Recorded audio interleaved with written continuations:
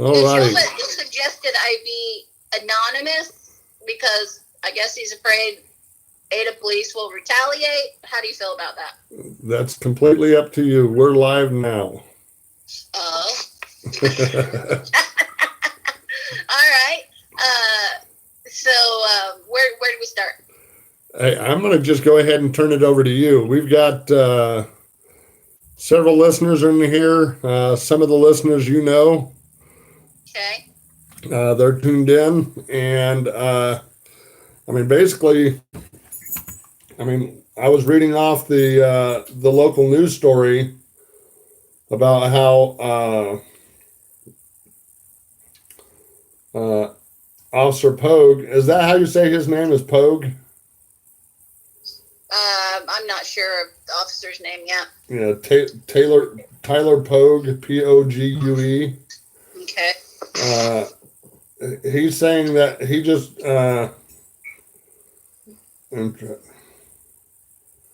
let's see, reports walking towards location where he last saw Meely and spotted him near the apartment playground. According to Pogue's report, when he tried to make contact with Meely, Meely began walking away from him towards the woods between Oak Street and the apartments. I advised him to stop, saying I just wanted to talk to him. Okay, so at this point, he's not suspected of a crime. He's not under arrest. He hasn't been detained. So there's no reason for Meely to actually stop and talk to him. There's just no reason for it. Yeah. So, so take us from there. What happened from there from when you first encountered what was going on? I turned off of 2nd Street onto Oak, headed north, and as I was, I turned off 2nd Street and was on Oak, faced north, and it took me a couple of 100 feet before I realized something was going on. I didn't know what yet. My windows were down. It was a nice day. I heard yelling, and so my eyes kind of went that way. And then when they did, I saw a police officer unholster his gun, and as he did that, it was kind of they were under a tree a little bit, or maybe still kind of in a wooded area. As he did that, he was falling back, walking backwards with his pistol out. And then I saw Mr. Meely.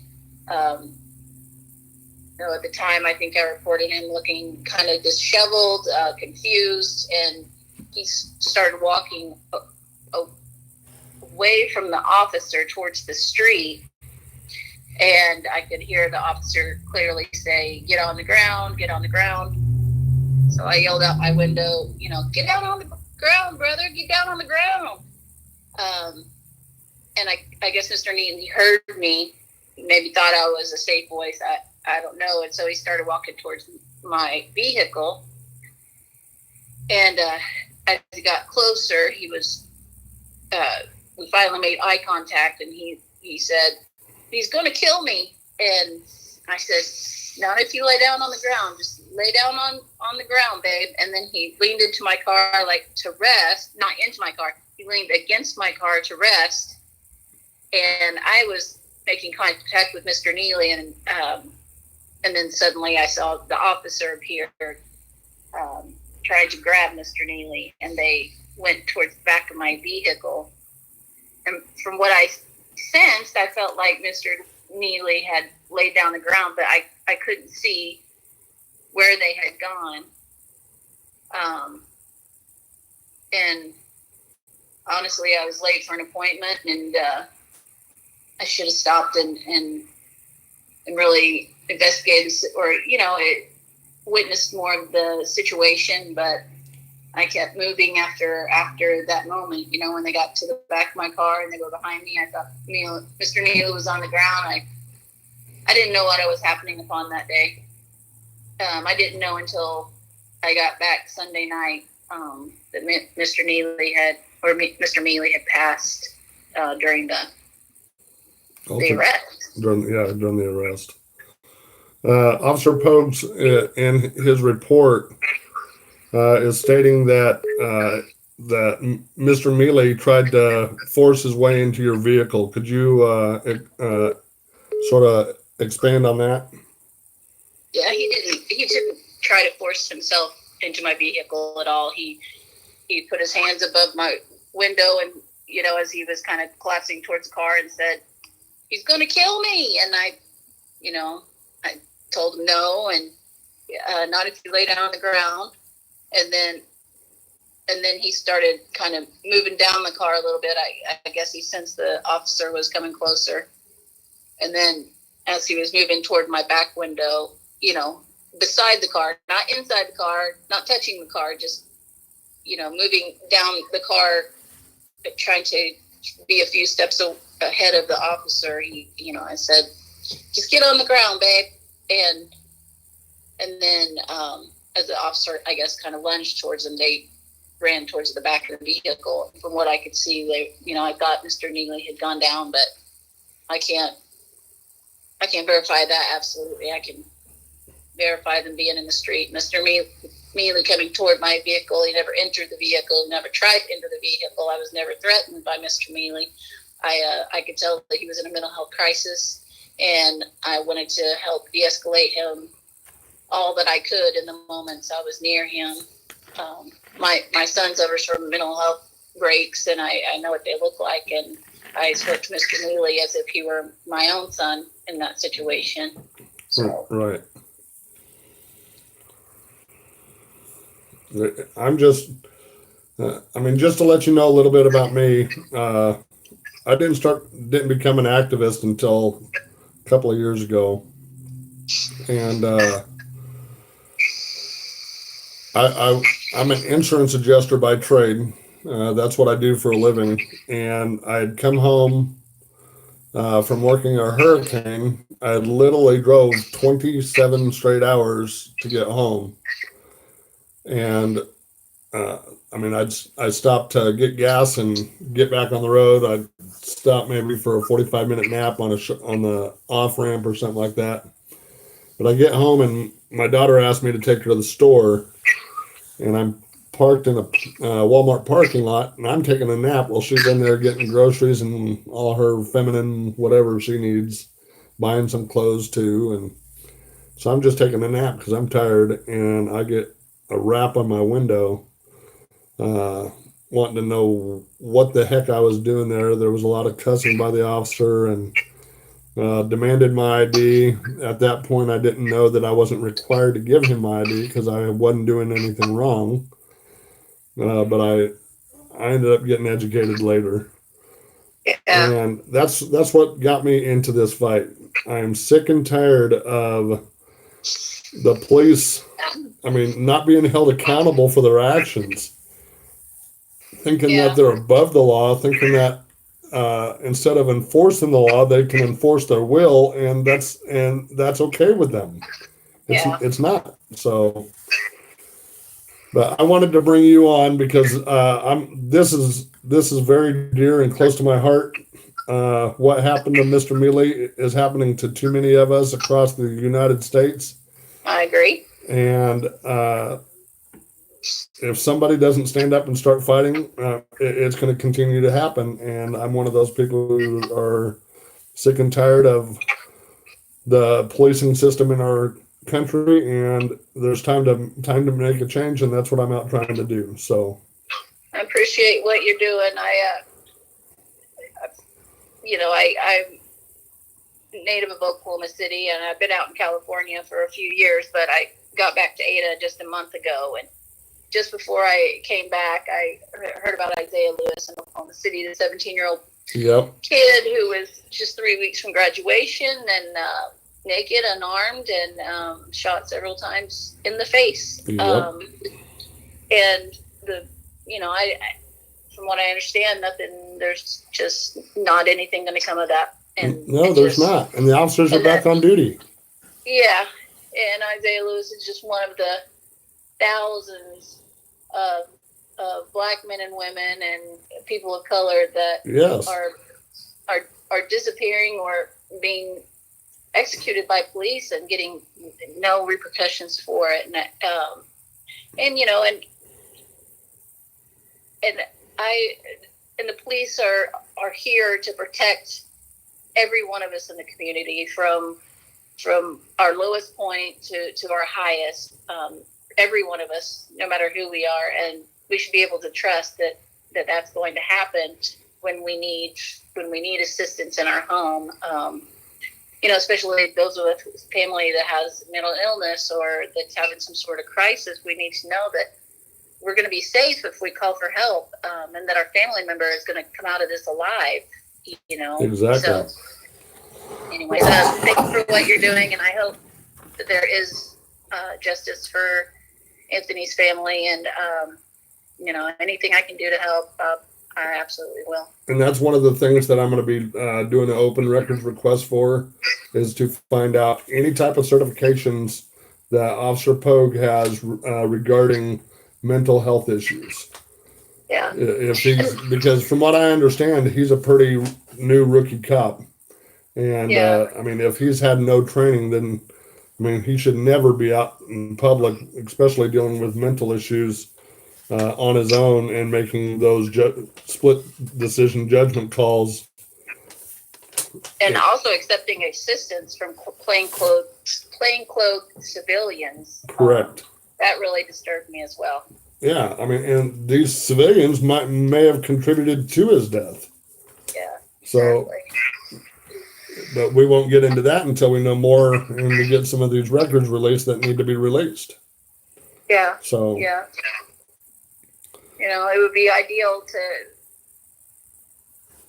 for certain, have to aid a police department, and really all police departments to have a mental health unit. And I know a lot of departments do a crisis intervention trained officer, but there needs to be more of them and readily available all hours of the day and night for exactly this situation. And untrained officers or officers that aren't seasoned in working with mental health issues really should not go out on mental health calls like that. Shouldn't be out there, and when they do encounter something like that, call for backup right away. Don't rely on citizens to help you. I mean, just sort of back off the scene a little bit. I mean, keep an eye on what's going on until backup arrives, and then address it at that point. Well, Mr. Meely had come to my voice, seeking some sort of connection with somebody. I feel like, and the officer could have made that connection with Anthony. I mean, the opportunity was there. Right. It was a missed opportunity to connect with Anthony on a humane level and help him feel safe. It was just all badly handled. And the officer should have had backup if he was prepared to work with someone in crisis. Absolutely. Absolutely.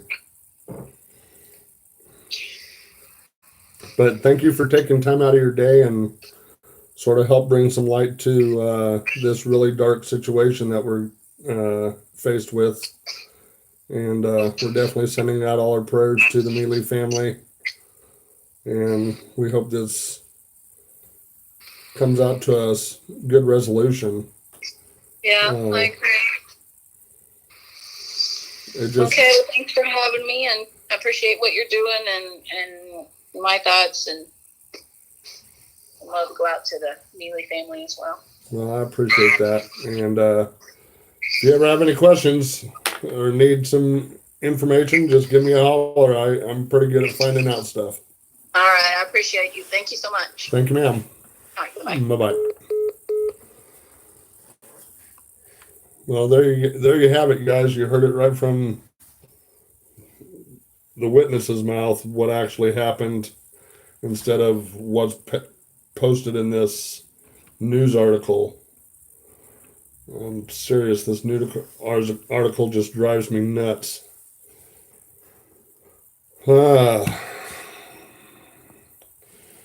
I just want to take a minute. I see Brian King's in here. I want to send my condolences to Brian and his family. Brian lost his mom. Brian, I am going to be sending you something in that GoFundMe account. I'm waiting on my check, and I'm going to be helping out the best I can. But I really do apologize for your loss, and hope you can get through this. Because I know it's tough. I lost my mom already, and that was real hard for me to go through. So, but anyway, hey, I just wanted to thank you guys for tuning in. I'm hoping that we get another call real shortly.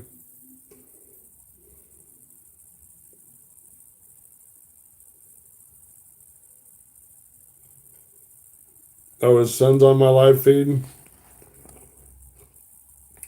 Mr. Meely's son's on my live feed. I didn't know that, and I apologize.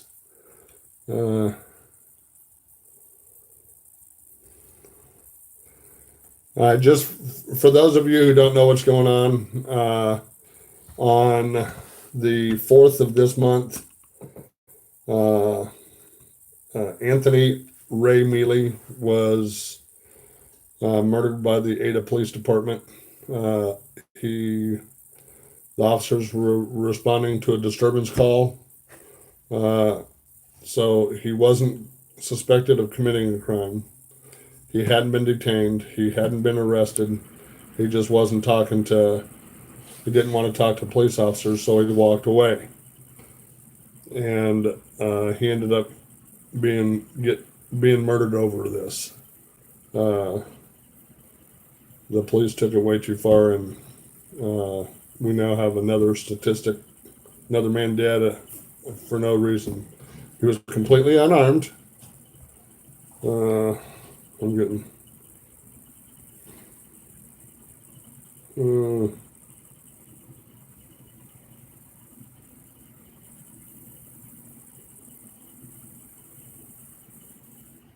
Getting all these texts. Sorry, guys.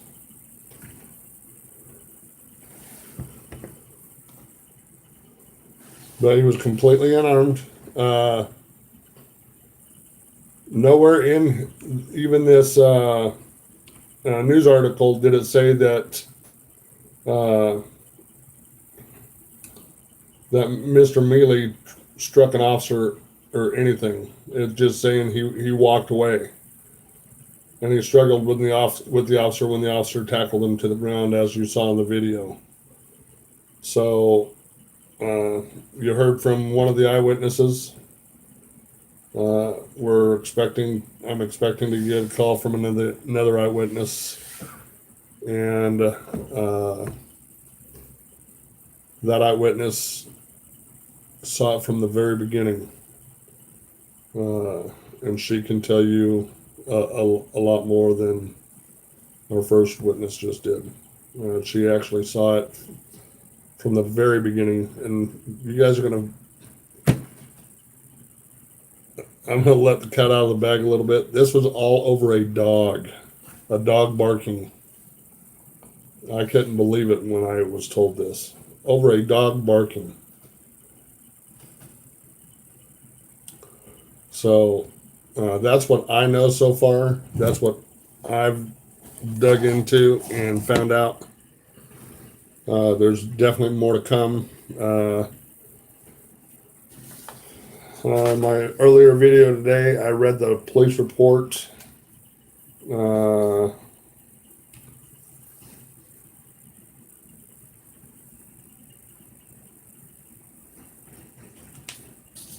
This isn't Tyler Pogue's police report.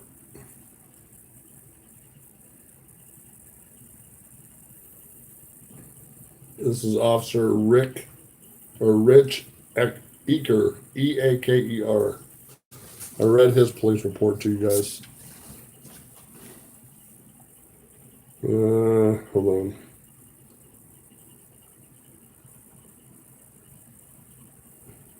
I won't be saying nobody's name. But anyway, there's a lot more to come. Hey, Chewy, do you know if we're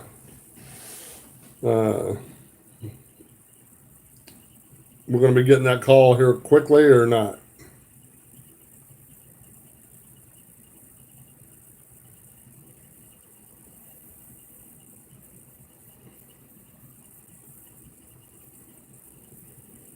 Uh, uh, Oklahoma Community Watch and a bunch of the group that he's affiliated with are going to organize uh, a protest, and I'm definitely going to be there for that.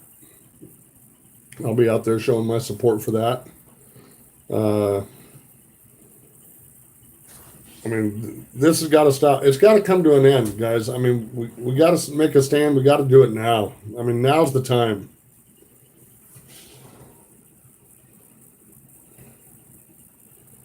We got to get some type of, I mean, I don't know what we got to do. But it's got to stop. The police officers and all that power they have. I mean, that's power we're giving to them. Okay, and they take it beyond what it needs to, and it's time that stops. It's got to stop. Can't have it no more.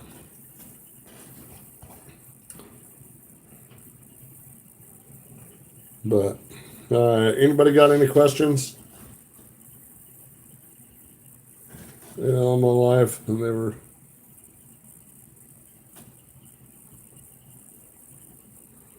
Man, I've been reading a lot about the Ada Police Department, and wow, there's some stories about Ada Police that just wow.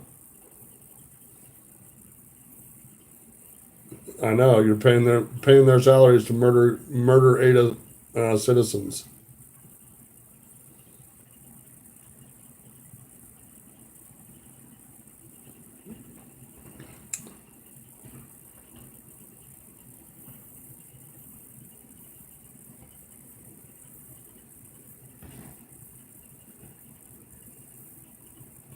I thought he was already.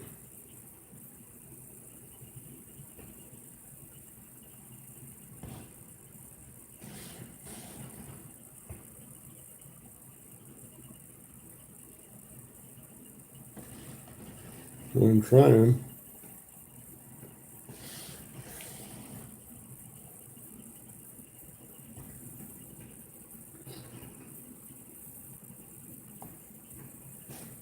There you go.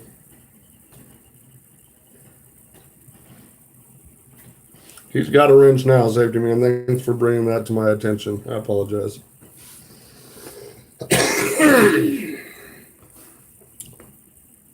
But anyway, thank you guys for tuning in. I'm going to go ahead and end this one until I get that phone call next. And then we'll bring that witness in and let her tell the story what happened. That witness was here from, she saw it from the very beginning, and going to bring a lot more light. Wait until you guys hear. So, all right, guys, I will talk to you guys later. Barbara, what's up? Eric, Mohawk, LTP, Oklahoma Community Watch, Human Being. Hey, thanks, man. I appreciate it. I really like doing what I'm doing, guys. I love my regular job. I love being able to do what I'm doing now.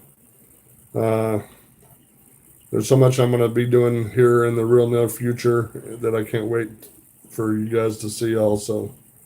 But thanks, guys. Lots of love to everybody, and we'll talk to you soon. Thanks, Barbara. I appreciate it. You too, Safety Man.